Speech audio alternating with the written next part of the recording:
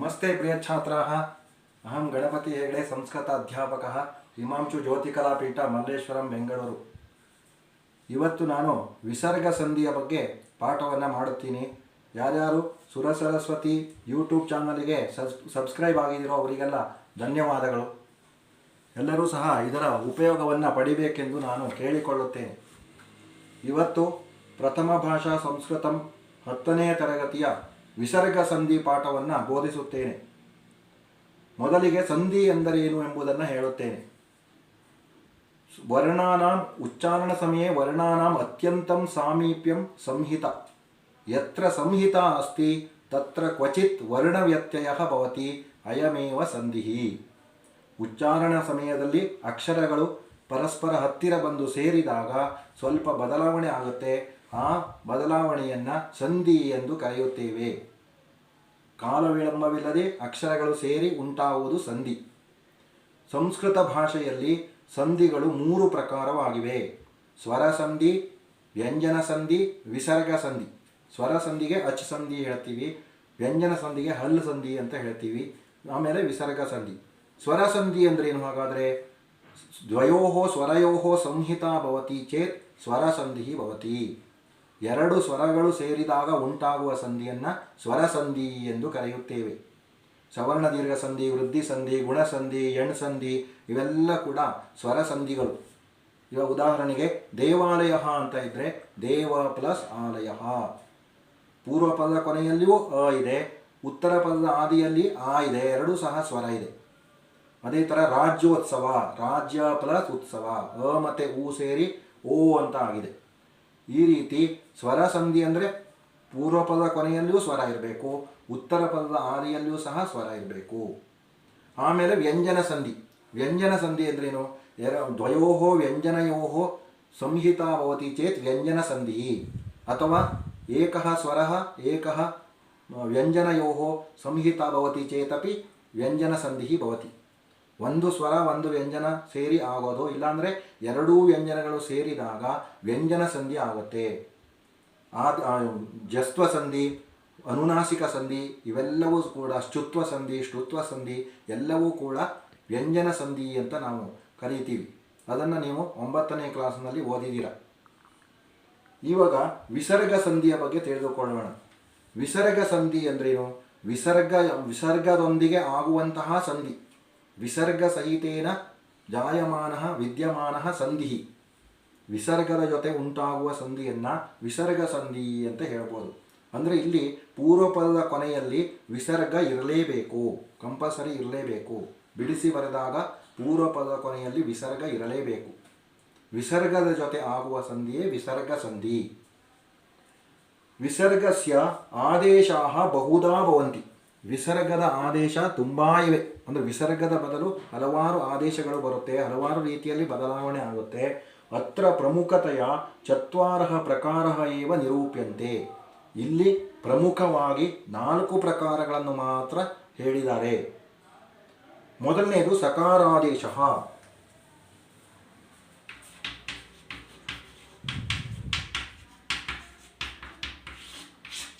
ಈ ಸಕಾರಾದೇಶ ಸಂಧಿ ನಿಯಮ ಹೇಳೋದಕ್ಕಿಂತ ಮುಂಚೆ ನಾನು ಮೃದು ವ್ಯಂಜನ, ಕರ್ಕಶ ವ್ಯಂಜನದ ಬಗ್ಗೆ ಹೇಳ್ತೀನಿ. ನಿಮಗೆಲ್ಲ ಗೊತ್ತಿರ್ಬೋದು, ಇದು 8ನೇ ಕ್ಲಾಸ್ನಲ್ಲಿಯೇ ಬಂದಿದೆ, ಕರ್ಕಶ ವ್ಯಂಜನ ಮತ್ತು ಮೃದು ವ್ಯಂಜನ ಅಂತ. ಮೊದಲಿಗೆ ಕರ್ಕಶ ವ್ಯಂಜನ ಅಂದರೆ ಏನು ಅಂತ ಹೇಳ್ತೀನಿ. ಕರ್ಕಶ ವ್ಯಂಜನ ಅಂದರೆ ವರ್ಗೀಯ ಪ್ರಥಮ ದ್ವಿತೀಯ ಅಕ್ಷರಾಣಿ ಶ ಶ ಸ ಕಾರಾಹ. ವರ್ಗೀಯ ವ್ಯಂಜನದ ಮೊದಲ 2 ಅಕ್ಷರ ಮತ್ತು ಶ ಶ ಸ ಇವುಗಳನ್ನು ಕರ್ಕಶ ವ್ಯಂಜನ ಅಂತ ಕರಿತೀವಿ. ಮೃದು ವ್ಯಂಜನ ಅಂದರೆ ಯಾವುದು? ವರ್ಗೀಯ ವ್ಯಂಜನಸ್ಯ ಅಂತಿಮಾನಿ 3 ಅಕ್ಷರಾಣಿ ಯ ರ ಲ ವ ಹ ಇವುಗಳನ್ನು ಮೃದು ವ್ಯಂಜನಾನಿ ಅಂತ ಹೇಳ್ತೀವಿ. Hard consonants and soft consonants ಅಂತ. ಇವನ್ನು ಚೆನ್ನಾಗಿ ನೆನಪಿನಲ್ಲಿ ಇಟ್ಕೊಳ್ಬೇಕು. ಯಾಕೆಂದರೆ ವಿಸರ್ಗ ಸಂಧಿಯಲ್ಲಿ ಇವು ಚೆನ್ನಾಗಿ ಗೊತ್ತಿದ್ರೆ ಮಾತ್ರ ವಿಸರ್ಗ ಸಂಧಿ ನಿಯಮ ಅರ್ಥ ಆಗುತ್ತೆ. ಇವಾಗ ಮೊದಲನೇದು ಸಕಾರಾದೇಶ. ಕ ಖ ಪ ಫ ಏತಾನ್ ವರ್ಜಯಿತ್ವ ಕರ್ಕಶ ವ್ಯಂಜನೆ ಪರೆ ವಿಸರ್ಗಸ್ಯ ಸಕಾರಾದೇಶೋ ಭವತಿ. ಕ ಖ ಪ ಫ ಏತಾನ್ ವರ್ಜಯಿತ್ವ ಕರ್ಕಶ ವ್ಯಂಜನೆ ಪರೆ ವಿಸರ್ಗಸ್ಯ ಸಕಾರಾದೇಶೋ ಭವತಿ. ಅಂದರೆ ವಿಸರ್ಗದ ಮುಂದೆ ಕರ್ಕಶ ವ್ಯಂಜನ ಬಂದಾಗ ಸಕಾರಾದೇಶ ಆಗುತ್ತೆ. ಕರ್ಕಶ ವ್ಯಂಜನ ಅಂದರೆ ಯಾವುದು ಅಂತ ಆಲ್ರೆಡಿ ನಾನು ಹೇಳಿದ್ದೀನಿ. ವರ್ಗೀಯ ವ್ಯಂಜನದ ಮೊದಲ 2 ಅಕ್ಷರ ಮತ್ತು ಶ ಶ ಸ ಇವು ಯಾವುದಾದ್ರೂ ಬರ್ಬೋದು. ಅಂದರೆ ಉತ್ತರ ಪದದ ಆದಿಯಲ್ಲಿ ಕರ್ಕಶ ವ್ಯಂಜನ ಇರಬೇಕು, ಪೂರ್ವ ಪದದ ಕೊನೆಯಲ್ಲಿ ವಿಸರ್ಗ ಇರಬೇಕು. ಆಮೇಲೆ ಇನ್ನೇನು ಅಂದರೆ ಇಲ್ಲಿ ಕ ಕ ಪ ಪ ಹೊರತುಪಡಿಸಿ ಕ ಕ ಮತ್ತು ಪ ಪ ಬಿಟ್ಟು ಬೇರೆ ಕರ್ಕಶ ವ್ಯಂಜನ ಇರಬೇಕು ಸೆಕೆಂಡ್ ವರ್ಡ್ ಸ್ಟಾರ್ಟಿಂಗಲ್ಲಿ. ಈ ರೀತಿ ಇದ್ದಾಗ ಅದು ಸಕಾರ ಆದೇಶ ಆಗುತ್ತೆ. ಇನ್ಸ್ಟೆಡ್ ಆಫ್ ವಿಸರ್ಗ ಸಕಾರ ಬರುತ್ತೆ. ಇವಾಗ ಉದಾಹರಣೆ ಬಾಲಹ ಪ್ಲಸ್ ತತ್ರ ಅಂತ ಇದೆ. ಬಾಲಹ ಪ್ಲಸ್ ತತ್ರ. ಇಲ್ಲಿ ಬಾಲಹ ಹೇಳುವಲ್ಲಿ ವಿಸರ್ಗ ಇದೆ, ತತ್ರ ಹೇಳುವಲ್ಲಿ ತಕಾರ ಕರ್ಕಶ ವ್ಯಂಜನ ಇದೆ. ಅದಕ್ಕೋಸ್ಕರ ಬಾಲಹ ವಿಸರ್ಗ ಕ್ಯಾನ್ಸಲ್ ಆಯಿತು, ಸಕಾರ ಬಂತು. ಅದೇ ರೀತಿ ರಾಮಃ ಚ, ರಾಮಸ್ ಚ. ರಾಮಃ ಚ ಹೇಳುವಲ್ಲಿ ವಿಸರ್ಗ ಇದೆ, ಚ ಅನ್ನೋದು ಕರ್ಕಶ ವ್ಯಂಜನ. ಆವಾಗ ರಾಮಃ ಚ ಹೇಳೋದು ರಾಮಸ್ ಚ, ವಿಸರ್ಗದ ಬದಲು ಸಕಾರ ಬರುತ್ತೆ, ರಾಮಶ್ಚ ಆಯಿತು, ರಾಮಸ್ ಚ ಆಯಿತು. ಆಮೇಲೆ ರಾಮಶ್ಚ ಶ್ಚುತ್ವ ಸಂಧಿನೂ ಆಗುತ್ತೆ. ಇಲ್ಲಿ ಸಕಾರಕ್ಕೆ ಶಕಾರ ಬಂದಾಗ ಶ್ಚುತ್ವ ಸಂಧಿ ನೋಡಿ. ಈ ಸಕಾರ ಬಂದಿದ್ದು ಯಾವಾಗ? ಈ ಸಕಾರಾದೇಶ ನಿಯಮದ ಪ್ರಕಾರ ಸಕಾರ ಬಂತು. ಆಮೇಲೆ ಸಕಾರ ತವರ್ಗಗಳಿಗೆ ಶಕಾರ ಚವರ್ಗ ಸೇರಿದಾಗ ಶ್ಚುತ್ವ ಸಂಧಿ ಆಗುತ್ತೆ. ಶಕಾರ ಚವರ್ಗನೇ ಆದೇಶ ಆಗುತ್ತೆ. ಸಕಾರ ತವರ್ಗಗಳಿಗೆ ಶಕಾರ ಚವರ್ಗ ಸೇರಿದಾಗ ಶಕಾರ ಚವರ್ಗ ಬರುತ್ತೆ. ಇದು ಶ್ಚುತ್ವ ಸಂಧಿ. ಅದಕ್ಕೆ ಇಲ್ಲಿ ರಾಮಸ್ ಚ ಅಂತ ಇರೋದು ಸಕಾರ ಬದಲು ರಾಮಶ್ ಚ ಅಂತ ಆಗಿದೆ. ಹಾಗಾಗಿ ರಾಮಶ್ಚ ಹೇಳುವಲ್ಲಿ ಶ್ಚುತ್ವ ಸಂಧಿನೂ ಇದೆ, ವಿಸರ್ಗ ಸಂಧಿನೂ ಇದೆ, ಎರಡೂ ಇದೆ. ತತಃ ಶೇತೆ ಇನ್ನೊಂದು ಎಕ್ಸಾಂಪಲು. ಇವಾಗ ಮುಂದಿನ ಉದಾಹರಣೆಯಲ್ಲಿ ತತಃ ಶೇತೆ ಅಂತ ಇದೆಯಲ್ವಾ, ತತಃ ಪ್ಲಸ್ ಶೇತೆ ತತಸ್ ಶೇತೆ. ತತಃ ಹೇಳುವಲ್ಲಿ ವಿಸರ್ಗ ಇದೆ, ಇಲ್ಲಿ ಶಕಾರ ಇದೆ, ಶಕಾರ ಕರ್ಕಶ ವ್ಯಂಜನ. ಆವಾಗ ತತಸ್ ಶೇತೆ ಅಂತ ಆಯಿತು, ವಿಸರ್ಗ ಬದಲು ಸಕಾರ ಬಂತು. ಆಮೇಲೆ ಇಲ್ಲಿ ಸೇರಿಸಿ ಬರೆದಾಗ ತತಶ್ಶೇತೆ ಅಂತ ಇದೆ. ತತಶ್ಶೇತೆ ಅಂದರೆ ಇಲ್ಲಿ ಶ ಇದೆ. ಈ ಶಕಾರ ಸಕಾರದ ಬದಲು ಶಕಾರ ಹೇಗೆ ಬಂತು ಅಂದರೆ ಮತ್ತೆ ಶ್ಚುತ್ವ ಸಂಧಿ ನಿಯಮ. ಸಕಾರ ತವರ್ಗ ಪ್ಲಸ್ ಶಕಾರ ಚವರ್ಗ ಇಸ್ ಈಕ್ವಲ್ ಟು ಶಕಾರ ಚವರ್ಗ. ಅಂದರೆ ಇಲ್ಲಿ ಸಕಾರಕ್ಕೆ ಶಕಾರ ಬಂದಿದ್ದರಿಂದ ಇಲ್ಲಿರೋ ಸ ಬದಲು ಈ ಶಕಾರ ಬರುತ್ತೆ, ಸಕಾರ ಶಕಾರ ಆಗಿ ಚೇಂಜ್ ಆಗುತ್ತೆ.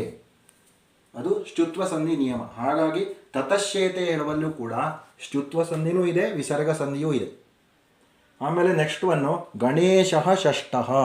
ಗಣೇಶಃ ಷಷ್ಠಃ ಇಲ್ಲೂ ಅಷ್ಟೇ, ಗಣೇಶಃ ಷಷ್ಠ. ಗಣೇಶ ಹಾಡುವಲ್ಲಿ ವಿಸರ್ಗ ಪ್ಲಸ್ ಷಷ್ಠ ಹಾಡುವಲ್ಲಿ ಶಕಾರ ಇದೆ, ಶಕಾರ ಅನ್ನೋದು ಕರ್ಕಶ ವ್ಯಂಜನ.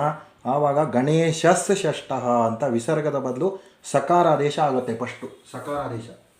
ಆಮೇಲೆ ಇಲ್ಲಿ ಸೇರಿಸಿ ಬರೆದಾಗ ಇನ್ನೊಂದು ಶ ಇದೆ, ಈ ಶ ಇದೆ, ಶಕಾರ ಇದೆ. ಇದು ಹೇಗೆ ಅಂದರೆ ಶ್ಚುತ್ವ ಸಂಧಿ ನಿಯಮ. ಶ್ಚುತ್ವ ಸಂಧಿ ನಿಯಮ ಏನು? ಸಕಾರ ತವರ್ಗಗಳಿಗೆ ಶಕಾರ ಟವರ್ಗ ಸೇರಿದಾಗ, ಸಕಾರ ತವರ್ಗಗಳಿಗೆ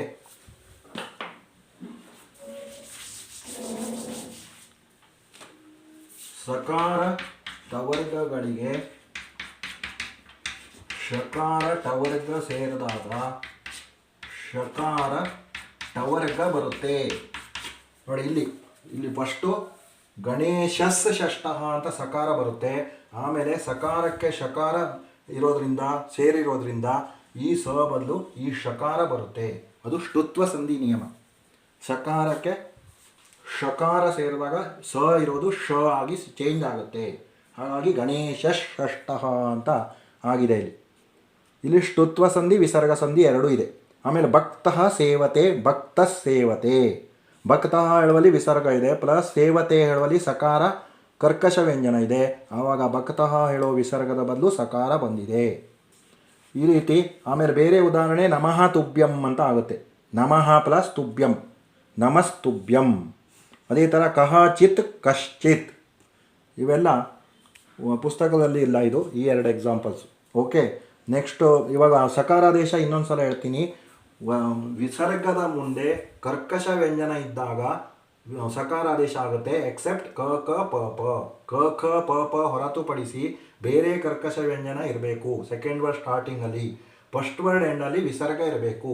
ಆವಾಗ ವಿಸರ್ಗದ ಬದಲು ಸಕಾರ ಬರುತ್ತೆ. ಈಸಿಯಾಗಿ ನೆನಪಿಟ್ಕೊಳ್ಬೇಕು ಅಂದರೆ ವಿಸರ್ಗ ಪ್ಲಸ್ ಕರ್ಕಶ ವ್ಯಂಜನ ಈಸ್ ಈಕ್ವಲ್ ಟು ಸಕಾರಾದೇಶ. ಅಲ್ಲಿ ಕ ಕ ಪ ಪ ಬಿಟ್ಟು ಬೇರೆ ಕರ್ಕಶ ವ್ಯಂಜನ ಇರಬೇಕು. ಆಮೇಲೆ ರೇಪಾದೇಶ.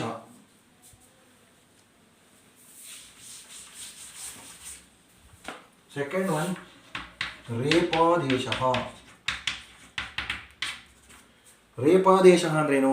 ರಕಾರ ಬರೋದು, ವಿಸರ್ಗದ ಬದಲು ರಕಾರ ಬರುತ್ತೆ ಇಲ್ಲಿ.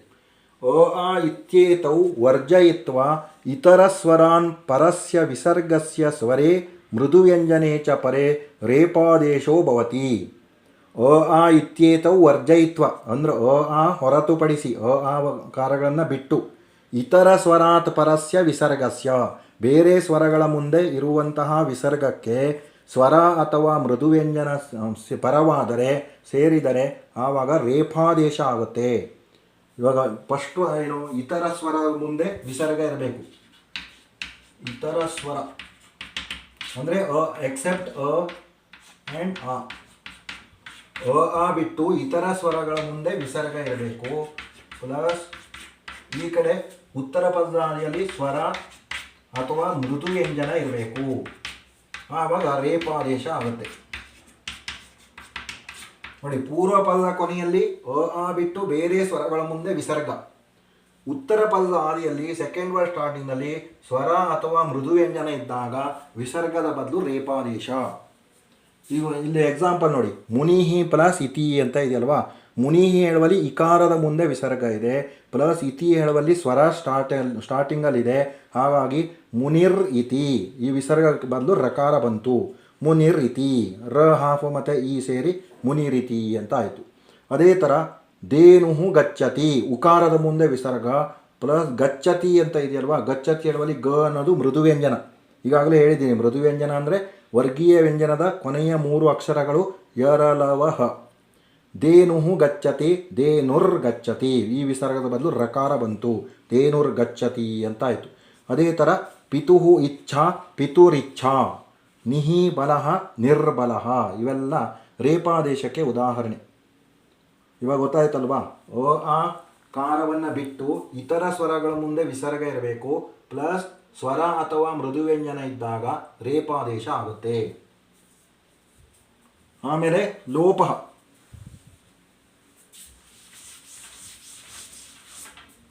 ಮೂರನೇದು ಲೋಪ. ಲೋಪ ಅಂದ್ರೆ ಏನು? ಲೋಪ ಅಂದರೆ ಕ್ಯಾನ್ಸಲ್ ಆಗೋದು, ಇಲ್ಲವಾಗೋದು. ಇವಾಗ ನೀವು ಕನ್ನಡದಲ್ಲೂ ಲೋಪ ಸಂಧಿ ಅಂತ ಓದ್ತೀರ. ಹಾಗಾಗಿ ಲೋಪ ಅಂದರೆ ಇಲ್ಲವಾಗುವುದು. ಆಕಾರಾತ್ ಪರಸ್ಯ ವಿಸರ್ಗಸ್ಯ ಸ್ವರೇ ಮೃದುವ್ಯಂಜನೆ ಚ ಪರೇ ಲೋಪೋ ಭವತಿ. ನೋಡಿ, ಇದರಲ್ಲಿ 2 ನಿಯಮ ಇದೆ. ಮೊದಲನೇ ನಿಯಮ ಏನು? ಆಕಾರಾತ್ ಪರಸ್ಯ ವಿಸರ್ಗಸ್ಯ, ಆಕಾರದ ಮುಂದೆ ಇರುವ ವಿಸರ್ಗಕ್ಕೆ ಸ್ವರೇ ಅಥವಾ ಮೃದುವ್ಯಂಜನೆ ಪರೇ. ಇಲ್ಲಿ ಸ್ವರ ಏನಾದರೂ ಇರಬಹುದು ಅಥವಾ ಮೃದುವ್ಯಂಜನ ಆದರೂ ಇರಬಹುದು. ಏನು ಚೇಂಜಸ್ ಆಗುತ್ತೆ ಅಂದರೆ ಇಲ್ಲಿ ವಿಸರ್ಗ ಕ್ಯಾನ್ಸಲ್ ಆಗುತ್ತೆ ಅಷ್ಟೇ, ವಿಸರ್ಗ ಇಲ್ಲ ಆಗುತ್ತೆ. ಆಕಾರದ ಮುಂದೆ ಇರುವ ವಿಸರ್ಗಕ್ಕೆ ಸ್ವರ ಅಥವಾ ಮೃದುವ್ಯಂಜನ ಸೇರಿದಾಗ ವಿಸರ್ಗವು ಲೋಪವಾಗುವುದು. ಇವಾಗ ಬಾಲಾಹ ಪ್ಲಸ್ ಅತ್ರ ಅಂತ ಇದೆಯಲ್ವಾ. ಬಾಲಾಹ ಹೇಳುವಲ್ಲಿ ಆಕಾರದ ಮುಂದೆ ವಿಸರ್ಗ ಇದೆ, ಪ್ಲಸ್ ಅತ್ರ ಹೇಳುವಲ್ಲಿ ಸ್ವರದಿಂದ ಸ್ಟಾರ್ಟ್ ಆಗಿದೆ. ಸೆಕೆಂಡ್ ವರ್ಡ್ ಸ್ಟಾರ್ಟಿಂಗಲ್ಲಿ ಸ್ವರ ಇದೆ. ಆವಾಗ ಏನು ಬದಲಾಯಿತು? ಬಾಲ ಅತ್ರ, ವಿಸರ್ಗ ಲೋಪ ಆಯಿತು. ಅದೇ ರೀತಿ ತಾಹ ಗಚ್ಚಂತಿ, ತಾಹ ಹೇಳುವಲ್ಲಿ ಆಕಾರದ ಮುಂದೆ ವಿಸರ್ಗ ಇದೆ, ಪ್ಲಸ್ ಗಚ್ಚಂತಿ ಹೇಳುವಲ್ಲಿ ಗಕಾರ ಮೃದುವ್ಯಂಜನದಿಂದ ಸ್ಟಾರ್ಟ್ ಆಗಿದೆ ಇಲ್ಲಿ. ಹಾಗಾಗಿ ತಾ ಗಚ್ಚಂತಿ, ವಿಸರ್ಗ ಕ್ಯಾನ್ಸಲ್ ಆಯಿತು. ಅದೇ ರೀತಿ ಅತಃ ಏವ, ಅತಃ ಹೇಳುವ ಅತಃ ಏವ ಇದು ನೆಕ್ಸ್ಟ್ ಒನ್ನಿಗೆ ಆಗುತ್ತೆ. ಇದು ಅಕಾರದ ಮುಂದೆ ವಿಸರ್ಗ. ಓಕೆ, ಇವಾಗ ಛಾತ್ರಾಹ ಅತ್ರ ಅಂತ ಆಗುತ್ತೆ. ಛಾತ್ರಾಹ ಅಂದರೆ ಆಕಾರದ ಮುಂದೆ ವಿಸರ್ಗ ಪ್ಲಸ್ ಅತ್ರ, ಛಾತ್ರ ಅತ್ರ. ಅದೇ ಥರ ಶಿಕ್ಷಕಾಹ ಅತ್ರ, ಇವೆಲ್ಲ ಲೋಪಕ್ಕೆ ಉದಾಹರಣೆ. ಇವಾಗ ಸೆಕೆಂಡ್ ಒನ್ನು, ಇಲ್ಲ 2 ನಿಯಮ ಇದೆ. ಅಕಾರಾತ್ ಪರಸ್ಯ, 2ನೇ ನಿಯಮ. ಅಕಾರಾತ್ ಪರಸ್ಯ ವಿಸರ್ಗಸ್ಯ, ಅಕಾರದ ಮುಂದೆ ಇರುವ ವಿಸರ್ಗಕ್ಕೆ ಅಕಾರಂ ವರ್ಜಯಿತ್ವಾ ಸ್ವರೇ ಪರೇ ಲೋಪೋ ಭವತಿ. ಅಕಾರ ಬಿಟ್ಟು ಬೇರೆ ಸ್ವರ ಬಂದಾಗ, ಅಕಾರಂ ವಿನ ಅಂದರೆ ಎಕ್ಸೆಪ್ಟ್ ಅಕಾರ ಅದರ್ ಸ್ವರ ಬಂದರೆ ಆವಾಗ ಲೋಪ ಆಗುತ್ತೆ. ನೋಡಿ, ಇಲ್ಲಿ 2 ನಿಯಮ ಇದೆ. ಲೋಪ ಇನ್ನೊಂದೇನು ಅಂದರೆ ಅಕಾರದ ಮುಂದೆ ಇರುವ ವಿಸರ್ಗಕ್ಕೆ ಅಕಾರ ಬಿಟ್ಟು ಸ್ವರ ಪರವಾದರೆ, ಬೇರೆ ಸ್ವರಗಳು ಪರವಾದರೆ, ಬೇರೆ ಸ್ವರಗಳು ಸೇರಿದರೆ ಆವಾಗೂ ಲೋಪ ಆಗುತ್ತೆ. ಫಾರ್ ಎಕ್ಸಾಂಪಲು ರಾಮ ಆಗಚ್ಚತಿ, ರಾಮ ಆಗಚ್ಚತಿ. ರಾಮ ಹೇಳುವಲ್ಲಿ ಅ ಮುಂದೆ ವಿಸರ್ಗ ಇದೆ. ಆಗಚ್ಚತಿ ಅಂದರೆ ಸ್ವರ ಇದೆ, ಅಕಾರ ಬಿಟ್ಟು ಬೇರೆ ಸ್ವರ ಹೇಳಿದಾರಲ್ವ, ಆಕಾರ ಇದೆ ಇಲ್ಲಿ, ಅದಕ್ಕೆ ರಾಮ ಆಗಚ್ಚತಿ. ಅದೇ ಥರ ಅತಃ ಏವ ಅತ ಏವ, ಅಕಾರದ ಮುಂದೆ ಸ್ವರ, ಇಲ್ಲಿ ಬೇರೆ ಸ್ವರ ಇದೆ. ಬಾಲಃ ಆಗತಃ, ಬಾಲ ಆಗತಃ. ಇವೆಲ್ಲ ಎಕ್ಸಾಂಪಲ್ಸು ನೋಡಿ. ಇವಾಗ ಎರಡು ನಿಯಮ ಅರ್ಥ ಆಯ್ತಲ್ವಾ ಲೋಪಕ್ಕೆ. ಒಂದು, ಆಕಾರದ ಮುಂದೆ ಇರುವ ವಿಸರ್ಗಕ್ಕೆ ಸ್ವರ ಅಥವಾ ಮೃದುವ್ಯಂಜನ ಸೇರಿದ್ರೂ ಲೋಪ ಆಗುತ್ತೆ ವಿಸರ್ಗ. ಇನ್ನೊಂದು, ಅಕಾರದ ಮುಂದೆ ವಿಸರ್ಗ ಬಂದು ಅಕಾರ ಬಿಟ್ಟು ಬೇರೆ ಸ್ವರಗಳು ಇದ್ದಾಗಲೂ ಕೂಡ ವಿಸರ್ಗ ಲೋಪ ಆಗುತ್ತೆ. ಈ ರೀತಿ ಲೋಪ ಸಂಧಿಯಲ್ಲಿ ಎರಡು ನಿಯಮಗಳನ್ನು ಕಾಣಬಹುದು. ಮುಂದೆ ಉಕಾರಾದೇಶ, ನಾಲ್ಕನೇದು, ಲಾಸ್ಟ್ ಒನ್. ನಾಲ್ಕನೇದು ಉಕಾರಾದೇಶ. ಅಂದರೆ ವಿಸರ್ಗದ ಬದಲು ಉಕಾರ ಯಾವಾಗ ಬರುತ್ತೆ? ಅಕಾರಾತ್ ಪರಸ್ಯ ವಿಸರ್ಗಸ್ಯ ಅಕಾರೇ ಮೃದುವ್ಯಂಜನೇ ಚ ಪರೆ ಉಕಾರೋ ಭವತಿ. ಅಕಾರದ ಮುಂದೆ ಇರುವ ವಿಸರ್ಗಕ್ಕೆ ಅಕಾರೇ ಅಥವಾ ಮೃದುವ್ಯಂಜನೆ ಪರೆ, ಅಂದರೆ ಉತ್ತರ ಪದಾದಿಯಲ್ಲಿ ಅಕಾರ ಅಥವಾ ಮೃದುವ್ಯಂಜನ ಇದ್ದಾಗ ಉಕಾರ ಭವತಿ, ಉಕಾರವು ಬರುತ್ತದೆ. ಉಕಾರೇ ಕೃತೆ ಗುಣಸಂಧಿ ಅವಶ್ಯಂ ಕರಣೀಯ. ಉಕಾರ ಬಂದಾಗ ಗುಣಸಂಧಿ ಆಗುತ್ತೆ. ಅಂದರೆ ಅ ಆಕಾರಗಳಿಗೆ ಈ ಬಂದರೆ ಏಕಾರ, ಉ ಬಂದರೆ ಓಕಾರ ಅಂತ ನೀವು ಗುಣಸಂಧಿ ನಿಯಮ ಗೊತ್ತಿದೆಯಲ್ವಾ, ಎ ಓ ಅರ್ ಬರುತ್ತೆ ಗುಣಸಂಧಿಯಲ್ಲಿ. ಆ ರೀತಿ ಗುಣಸಂಧಿಯನ್ನು ಮಾಡಬೇಕು ಅಂತ. ಅಂದರೆ ವಿಸರ್ಗದ ಬದಲು ಉಕಾರ ಬಂದು ಆಮೇಲೆ ಗುಣಸಂಧಿಯನ್ನು ಅವಶ್ಯವಾಗಿ ಮಾಡಬೇಕು. ಅಕಾರೇ ಚ ಪರೆ ಗುಣಸಂಧಿಯನಂತರಂ ಪೂರ್ವರೂಪಸಂಧಿ ಅಪಿ ಕರಣೀಯ. ಅಕಾರ ಬಂದರೆ, ಅಂದರೆ ಸೆಕೆಂಡ್ ವರ್ಡ್ ಸ್ಟಾರ್ಟಿಂಗ್ನಲ್ಲಿ ಅಕಾರ ಬಂದರೆ ಪೂರ್ವ ರೂಪಸಂಧಿಯೂ ಕೂಡ ಆಗುತ್ತೆ. ಇದು ನಿಯಮ. ಅಕಾರಾತ್ ಪರಸ್ಯ, ಅಕಾರಾತ್ ಪರಸ್ಯ ಅಂದ್ರೇನು? ಅಕಾರದ ಮುಂದೆ ವಿಸರ್ಗ ಇರಬೇಕು, ಪ್ಲಸ್ ಅಕಾರೇ, ಈ ಕಡೆ ಅಕಾರ ಅಥವಾ ಮೃದುವ್ಯಂಜನ, ಹಾಗೆ ನೋಡಿ ಬಂತು ಮೃದುವ್ಯಂಜನ. ಮೃದುವ್ಯಂಜನ ಇದ್ದರೆ ವಿಸರ್ಗದ ಬದಲು ಉಕಾರ ಬರುತ್ತೆ. ಅಕಾರದ ಮುಂದೆ ವಿಸರ್ಗ ಇರಬೇಕು, ಪೂರ್ವ ಪದದ ಕೊನೆಯಲ್ಲಿ, ಉತ್ತರ ಪದದ ಆದಿಯಲ್ಲಿ, ಸೆಕೆಂಡ್ ವರ್ಡ್ ಸ್ಟಾರ್ಟಿಂಗ್ನಲ್ಲಿ ಅಕಾರ ಇರ್ಬೋದು ಅಥವಾ ಮೃದುವ್ಯಂಜನ ಇರ್ಬೋದು, ಯಾವುದಾದ್ರೂ ಇರ್ಬೋದು. ಆವಾಗ ವಿಸರ್ಗದ ಬದಲು ಉಕಾರ ಬರುತ್ತೆ. ಉಕಾರ ಬಂದ ಮೇಲೆ ಗುಣಸಂಧಿ ಆಗುತ್ತೆ. ಆಮೇಲೆ ಗುಣಸಂಧಿಯ ನಂತರ ಅಕಾರ ಏನಾದರೂ ಇದ್ದರೆ, ಸಪೋಸ್ ಅಕಾರ ಇದ್ದರೆ ಪೂರ್ವರೂಪ ಸಂಧಿಯೂ ಕೂಡ ಆಗುತ್ತೆ. ಇವಾಗ ಎಕ್ಸಾಂಪಲ್ ನೋಡಿ, ರಾಮ ಪ್ಲಸ್ ಅಪಿ, ರಾಮ ಉ ಅಪಿ ಅಂತ ಇದೆ. ಇಲ್ಲಿ ರಾಮ ಅಪಿ ಹೇಳುವಲ್ಲಿ ಅಕಾರದ ಮುಂದೆ ವಿಸರ್ಗ ಪ್ಲಸ್ ಅಪಿ ಹೇಳುವಲ್ಲಿ ಅ ಇದೆ. ಅ ಅಥವಾ ಮೃದುವ್ಯಂಜನ ಬರ್ಬೋದು ಸೆಕೆಂಡ್ ವರ್ಡ್ ಸ್ಟಾರ್ಟಿಂಗಲ್ಲಿ. ಆವಾಗ ವಿಸರ್ಗ ಕ್ಯಾನ್ಸಲ್ ಆಯಿತು, ಉಕಾರ ಬಂತು, ರಾಮ ಉ ಅಪಿ ಆಯಿತು. ಆಮೇಲೆ ರಾಮ ಉ ಅಂದರೆ ರಾಮೋ, ಅ ಮತ್ತು ಉ ಸೇರಿ ಓ ಅಂತ ಗುಣಸಂಧಿ ನಿಯಮ ಅಪ್ಲೈ ಆಗುತ್ತೆ, ರಾಮೋ ಅಪಿ ಅಂತ ಆಯಿತು. ಆಮೇಲೆ ರಾಮೋ ಪ್ಲಸ್ ಅಪಿ ಅಂದರೆ ರಾಮೋಪಿ, ಅವಗ್ರಹ ಚಿಹ್ನೆ ಇದೆ, ಎಸ್ ಮಾರ್ಕ್, ಅವಗ್ರಹ ಚಿಹ್ನೆ ಇದ್ದರೆ ಅದು ಪೂರ್ವರೂಪ ಸಂಧಿ. ಎ ಅಥವಾ ಓ ಮುಂದೆ ಅ ಬಂದಾಗ ಪೂರ್ವರೂಪ ಆಗುತ್ತೆ, ಅದು ಪೂರ್ವರೂಪ ಸಂಧಿ ನಿಯಮ. ಹಾಗಾಗಿ ರಾಮೋಪಿ ಅಂತ ಇಲ್ಲಿ ರಾಮೋಪಿ ಹೇಳುವಲ್ಲಿ ಮೂರು ಸಂಧಿ ಇದೆ. ಒಂದು ವಿಸರ್ಗ ಉಕಾರ ಆದೇಶ, ಇನ್ನೊಂದು ಗುಣಸಂಧಿ, ಇನ್ನೊಂದು ಪೂರ್ವರೂಪ ಸಂಧಿ. ಆಮೇಲೆ ಎರಡನೇ ಎಕ್ಸಾಂಪಲು, ಛಾತ್ರ ಧಾವತಿ. ಛಾತ್ರ ಹೇಳುವಲ್ಲಿ ಅ ಮುಂದೆ ವಿಸರ್ಗ ಇದೆ. ಧಾವತಿ ಹೇಳುವಲ್ಲಿ ಧಾ ಅನ್ನೋದು ದಕಾರ ಇರೋದು ಮೃದುವ್ಯಂಜನ. ಆವಾಗ ಛಾತ್ರ ಊ ಧಾವತಿ, ಇಲ್ಲಿಯ ವಿಸರ್ಗದ ಬದಲು ಉಕಾರ ಬರುತ್ತೆ. ಆಮೇಲೆ ಅ ಊ ಸೇರಿ ಓ ಆಗುತ್ತೆ, ಛಾತ್ರೋ ಧಾವತಿ. ಅದೇ ಥರ ಮನಃ ಹರಹ, ಮನೋಹರಹ. ಮನಃ ಹೇಳುವಲ್ಲಿ ಆಕಾರದ ಮುಂದೆ ವಿಸರ್ಗ, ಹರಹ ಹೇಳುವಲ್ಲಿ ಹ ಅನ್ನೋದು ಮೃದುವ್ಯಂಜನ, ಮನೋಹರಹ ಅಂತ ಆಗುತ್ತೆ. ಯಶಃ ಗಾನಂ, ಯಶೋಗಾನಂ, ಇಲ್ಲೂ ಅಷ್ಟೇ ಅಕಾರದ ಮುಂದೆ ವಿಸರ್ಗ ಪ್ಲಸ್ ಗಾನಂ ಹೇಳುವಲ್ಲಿ ಮೃದುವ್ಯಂಜನ ಇದೆ ಸ್ಟಾರ್ಟಿಂಗಲ್ಲಿ, ಹಾಗಾಗಿ ಯಶೋಗಾನಂ. ಇವು ಉಕಾರ ಆದೇಶದ ನಿಯಮ. ಗೊತ್ತಾಯ್ತಾ? ಅಕಾರದ ಮುಂದೆ ವಿಸರ್ಗ ಇರಬೇಕು, ಆಮೇಲೆ ಅಕಾರ ಅಥವಾ ಮೃದುವ್ಯಂಜನ ಉತ್ತರ ಪದದ ಆದಿಯಲ್ಲಿ ಇರಬೇಕು, ಆವಾಗ ವಿಸರ್ಗದ ಬದಲು ಉಕಾರಾದೇಶ ಆಗುತ್ತೆ. ಇವಿಷ್ಟು ವಿಸರ್ಗ ಸಂಧಿಯ 4 ಆದೇಶಗಳು. ಇವಾಗ ಅಭ್ಯಾಸವನ್ನು ನೋಡೋಣ. ತತಃ ಪ್ಲಸ್ ತತಃ ಇತ್ಯತ್ರ ವಿಸರ್ಗಸ್ಯ ಡ್ಯಾಶ್ ಆದೇಶ. ನೋಡಿ ಆಪ್ಷನ್ ಇಲ್ಲೇ ಇದೆ, ಸಕಾರ ಉಕಾರ ಎರಡು ಕೊಟ್ಟಿದ್ದಾರೆ, ಕರೆಕ್ಟ್ ಆನ್ಸರನ್ನು ಹೇಳಬೇಕು. ತತಃ ಪ್ಲಸ್ ತತಃ ಅಂದರೆ ಸಕಾರ ಆದೇಶ ಆಗುತ್ತೆ. ತತಸ್ತತಃ ಅಂತ ಬರುತ್ತಲ್ವಾ, ಸಕಾರ ಕರೆಕ್ಟ್ ಆನ್ಸರ್. ಗೌಹೋ ಇಯಂ ಇತ್ಯತ್ರ ವಿಸರ್ಗಸ್ಥಾನೆ ಡ್ಯಾಶ್ ಆದೇಶ ಉಕಾರ ಅಥವಾ ರೇಪ. ಗೌಹೋ ಇಯಂ ಅಂದರೆ ಗೌರ್ಯಂ ಅಂತ ಆಗುತ್ತೆ. ಅದಕ್ಕೆ ಇದು ರೇಪಃ ಅಂತ ಬರಿಬೇಕು. ಕಹ ಪ್ಲಸ್ ಅತ್ರ ಇತ್ಯತ್ರ ವಿಸರ್ಗಸ್ಯ ಡ್ಯಾಶ್ ಆದೇಶ. ಕಹ ಪ್ಲಸ್ ಅತ್ರ ಅಂದರೆ ಕೋ ಅತ್ರ ಅಂತ ಆಗುತ್ತೆ. ಉಕಾರಾದೇಶ ಉಕಾರಾದೇಶ ಅಂತ ಬರಿಬೇಕು. ವಿಸರ್ಗಸ್ಯ ಉಕಾರಾದೇಶ ಅನಂತರಂ ಡ್ಯಾಶ್ ಸಂಧಿ ಕರ್ತವ್ಯ. ಗುಣಸಂಧಿ. ವಿಸರ್ಗಕ್ಕೆ ಉಕಾರ ಬಂದ ಮೇಲೆ ಗುಣಸಂಧಿಯನ್ನು ಮಾಡಲೇಬೇಕು ಅಂತ ಇಲ್ಲಿ ಕೊಟ್ಟಿದ್ದಾರೆ. ಸಂಯೋಜ್ಯ ಲಿಖತ ಯತಿಸ್ಸಹ ಅಂತ ಇದೆ. ಯತಿ ಪ್ಲಸ್ ಸಹ ಯತಿಸ್ಸಹ ಅಂದರೆ ಸಕಾರಾದೇಶ. ಭೂರ್ಯಂ ಭೂಹು ಪ್ಲಸ್ ಯಂ ಭೂರ್ಯಂ ರೇಪಾದೇಶ. ಸನಮತಿ ಸಹ ಪ್ಲಸ್ ನಮತಿ ಲೋಪಸಂಧಿ. ನೃಪೋ ಜಯತಿ ನೃಪಃ ಪ್ಲಸ್ ಜಯತಿ ಉಕಾರಾದೇಶ. ಆಮೇಲೆ ಕೊನೆಯ ಲಾಸ್ಟ್ ಮೇನ್ ಚತುರ್ಥಂ ಪದಂ ಲಿಖತ. ತೈರಪಿ ರೇಪಾದೇಶ ಸಂಧಿ ಗಜೋ ಯಾತಿ ವಿಸರ್ಗ ಉಕಾರಾದೇಶ ಸಂಧಿ. ಗಿರಿಹಿ ಚ ಗಿರಿಶ್ಚ ಕಹ ಇತಿ ಕ ಇತಿ. ಇಲ್ಲಿ ಲೋಪ ಆಗುತ್ತೆ, ಅದಕ್ಕೆ ಕ ಇತಿ ಅಂತ ಬರಿಬೇಕು. ಇವಿಷ್ಟು ವಿಸರ್ಗ ಸಂಧಿ. ಇಲ್ಲಿಗೆ ಈ ವಿಸರ್ಗ ಸಂಧಿ ಚಾಪ್ಟರ್ ಮುಗಿದಿದೆ. ಮುಂದಿನ ಪಾಠದೊಂದಿಗೆ ಸಿಗೋಣ. ಎಲ್ಲರಿಗೂ ಧನ್ಯವಾದಗಳು.